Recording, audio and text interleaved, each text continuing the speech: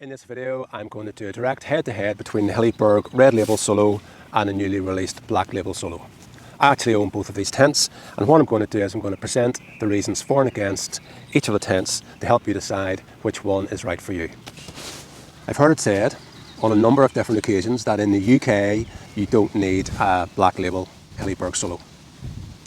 I already own the red one, and I've bought the black one, so how can I justify buying a different tent or the stronger tent? And as you can see here, it certainly wasn't because I fancied a change of colour. With every tent option, you make sacrifices in some areas for gains in others. The Soulo Black Label is stronger and more durable than the Red Label, but the sacrifice is that it is heavier by 400 grams, and it also has a slightly larger pack size. So first of all, how do I offset the difference in weight between the two tents? So the Black Label is 400 grams heavier, so how can I save 400 grams? Alright, the ground sheet on the Black Label is 100 denier. The ground sheet on this one on the Red Label is 70 denier. So what I'm going to do is, personally, I'll make the choice. I will use the new one, the Black Label, without a footprint, and that saves me 230 grams. So that's a pretty good saving right off. The next way I've saved weight is by changing my camping mattress. So this is an older Thermarest Neoware. It weighs 500 grams. This is a new Thermarest Neoware Uberlight. It weighs 250 grams. So there's 150 grams saving as well. So now I think I'm about 20 grams shy of the weight between the two tents. I've wanted this to work, and I've just found a way of making it work for me. So now I'm really going to just look at pack size, and you know, it's really hard to tell the difference in the two, either by the length of the actual bags or by the breadth or volume of the bags. There's very little difference, but no doubt, the Black Label won't pack or compress just as small because it has heavier fabrics and thicker poles. So for me, the difference again has just been by choosing the Uberlight. The pack size of this between my old mattress, there's a massive difference here, and that helps me gain volume in my pack that I may have lost by choosing the larger tent. Now, I do understand that with sleeping mattresses, it's always a personal choice. There's so many options out there now. I've used Thermarest just for, 25 years, maybe even longer, and I've always had a good experience, with the brand. So if I had a good experience with a particular product, then I'll stick with it. It's easy to think that the grass is greener, and certainly by looking at what I was looking for in a mat, not necessarily warmth being the be-all and end-all, because I can complement that, with a closed cell foam mattress. So I just decided really to go for this one because really super lightweight and very compressible. It takes up no pack size at all. A further quick point here just on the pack size of the two tents, and that's really just the poles. Now, I did pick this one up from Wild Astro, if you have a wee look at his channel. I'm not really copying, but I did think it was very relevant. If you look at the pole volume here on the Red Label, and with the Black Label being 10mm poles instead of 9, there is quite a difference. Not sure how well really you can see that, but there's a good bit more volume occupied by the thicker poles. So just a wee point worth noting.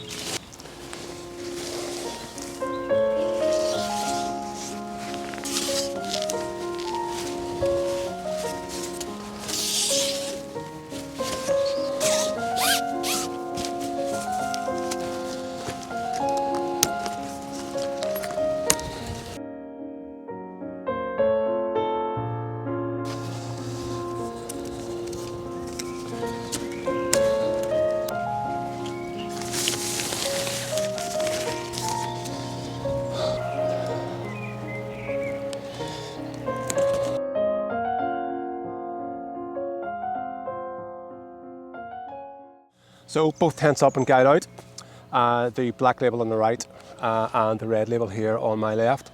So what I'm going to do now is just quickly walk you around the tents and just look at any noticeable differences that we have from the outside.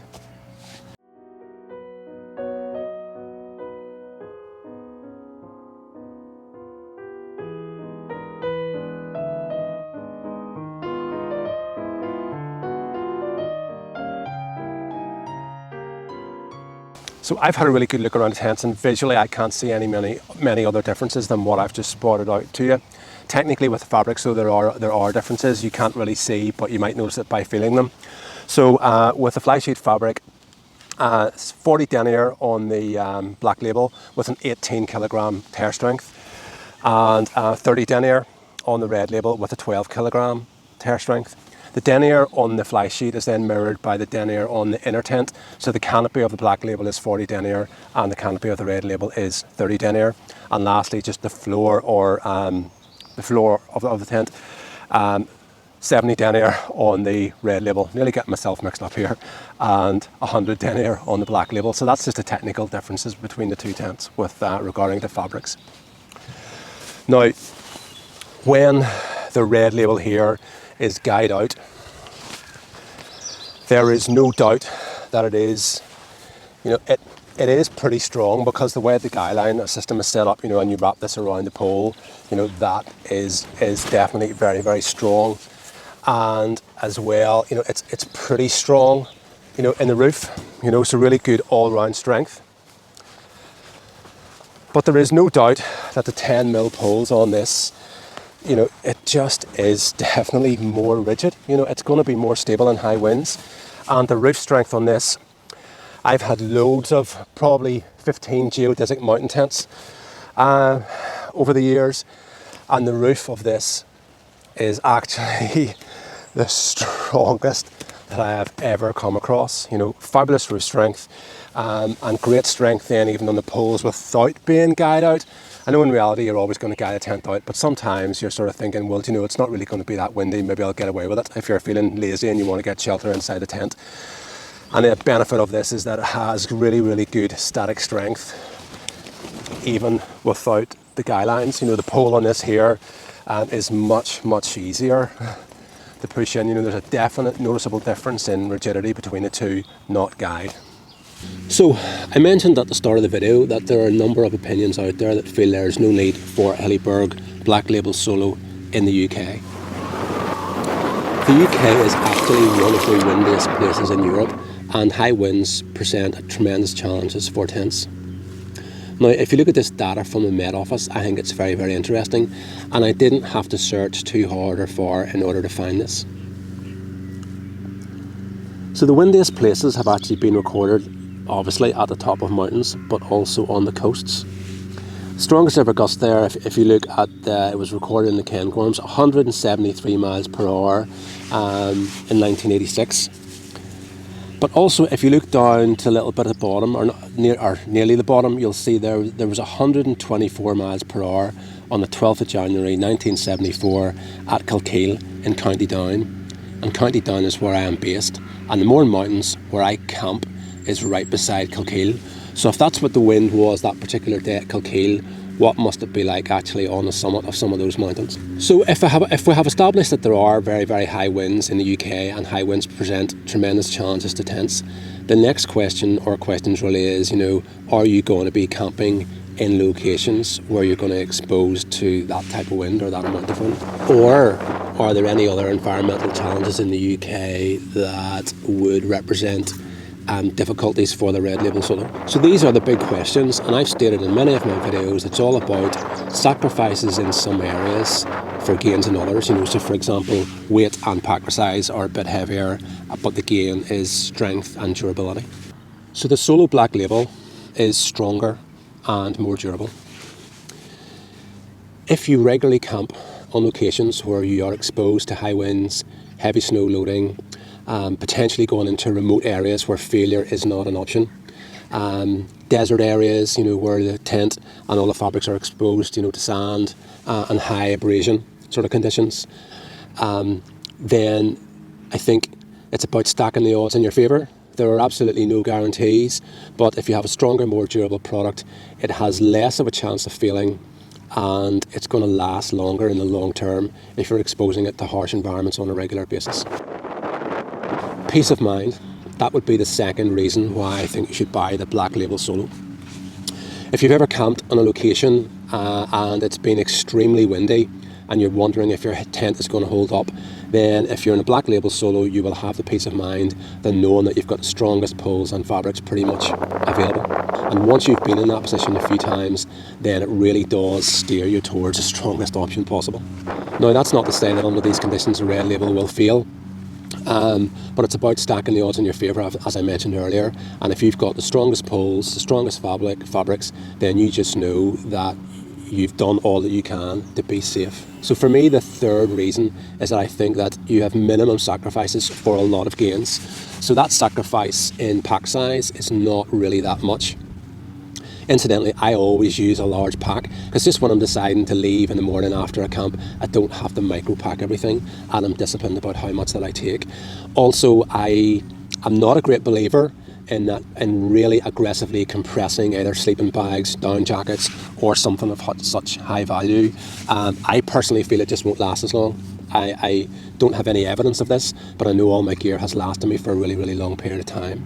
So the pack size is not really an issue for me. The increase in weight of the 400 grams. So for that 400 grams, you get better, stronger pegs. You actually get a better peg bag. The poles are 10mm instead of 9mm. The outer fabrics are slightly stronger, the inner fabrics are slightly stronger, and you have 100 denier ground sheet as opposed to 70 denier. So you get an awful lot for your 400 grams weight penalty. So my arguments now for the Red Label. First of all, it is strong and durable enough. I've used this tent in 60 mile-an-hour winds, and it has held strong, no problem at all. If you were going to use it under heavy snow loads, again, a tent is well proven and tested under those types of conditions. If you were using it on rocky, harsh ground, you can use a footprint. So this tent is very, very adaptable. Now, the fabrics and poles that Hilleberg use on this tent are actually probably stronger and better than a lot of other fabrics from other manufacturers. So just for example, if we're comparing this against the MSR Access 1, which is also a 4-season tent, the fly fabric on this is 30 denier. On the MSR, it's actually only 20, and that is the same for the canopy. The ground sheet on this Red Label Soulo is a 70 denier thickness, and in the MSR Access 1, it's actually 30. So that's just a comparison, of the Hilleberg against one other manufacturer. Yes, it is already strong and durable enough. And my next reason is that this tent is lighter, cheaper, and packs down smaller than the Black Label. So if pack size and weight, are premium for you, then the Red Label represents a really, really good option. So my last reason for choosing the Red Label Soulo is simply that the UK have established that it can throw up conditions like 60 mile-an-hour winds, and yes, I've actually done it. But going out and camping in 60 mile-an-hour winds in a mountain environment on frequent occasions is maybe not the most responsible thing to do. You're putting yourself at risk and putting others at risk too. Now, at the end of the day, that's up for you to make a call based on the equipment that you're going to use and the experience that you have. But certainly, I don't mind going out on occasions in those conditions to locations that I'm extremely familiar with, and I always have a plan A, a plan B, and probably even a plan C for that. So the argument here is, should you really be out in conditions that are that bad if you don't need to be? So now it comes to my final thoughts. It's all about personal usage requirements. What are you going to use your tent for? It's about sacrifices in one area for gains in others.